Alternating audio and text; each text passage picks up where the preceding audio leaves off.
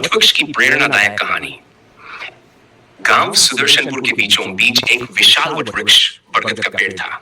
वर्षों से वह पेड़ वहीं खड़ा था, अडिग, स्थिर और शांत।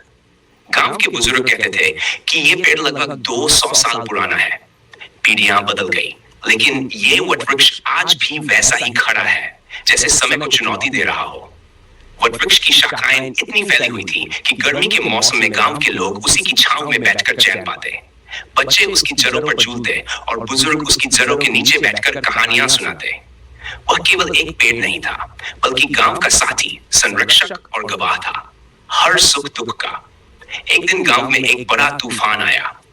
तेज हवाएं, कड़कती बिजली और मूसलाधार बारिश से गांव के कई कच्चे मकान गिर गए। खेतों की फसलें बर्बाद हो गई, परंतु एक चीज जस की तस रही, वह था वटवृक्ष। जब तूफान थमा, तब लोगों ने देखा कि पेड़ की मोटी जड़ें इतनी गहराई तक फैली थीं कि कोई भी ताकत उसे हिला नहीं सकी। उस दिन से गांव के बच्चों के लिए वह वटवृक्ष सिर्फ एक पेड़ नहीं रहा, वह शक्ति और धैर्य का प्रतीक बन गया।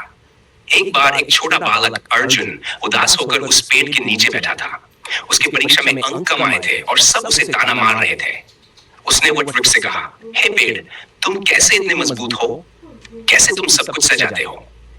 पेड़ कुछ नहीं बोला, पर उसकी विशाल जड़ों और गहराई में फैली शांति ने अर्जुन को कुछ सोचने पर मजबूर कर दिया।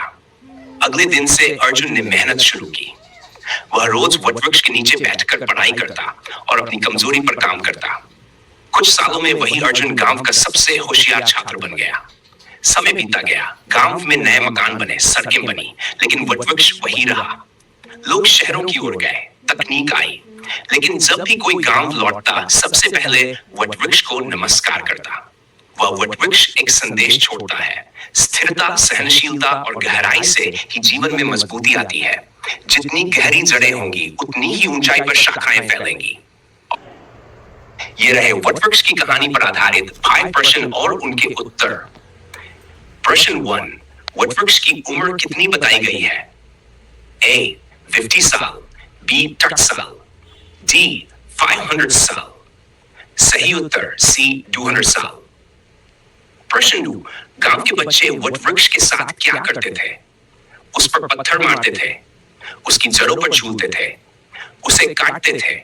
D पत्तियां खाते थे। सही उत्तर उसकी जड़ों पर झूलते थे। प्रश्न, तूफान के बाद क्या नहीं टूटा? कच्चे मकान, खेत की फसल, C वटवृक्ष, D बिजली के खंभे। C वटवृक्ष। प्रश्न 4, अर्जुन क्यों दुखी था? उसका खिलौना टूट गया था, उसके दोस्त ने लड़ाई की, परीक्षा में कम अंक आए थे, वह बीमार था। परीक्षा में कम अंक आए थे। प्रश्न 5, वटवृक्ष हमें क्या सिखाता है? A तेज बोलना, लड़ाई करना, C धैर्य और स्थिरता, पेड़ काटना। सही उत्तर धैर्य और स्थिरता। अगर आप इन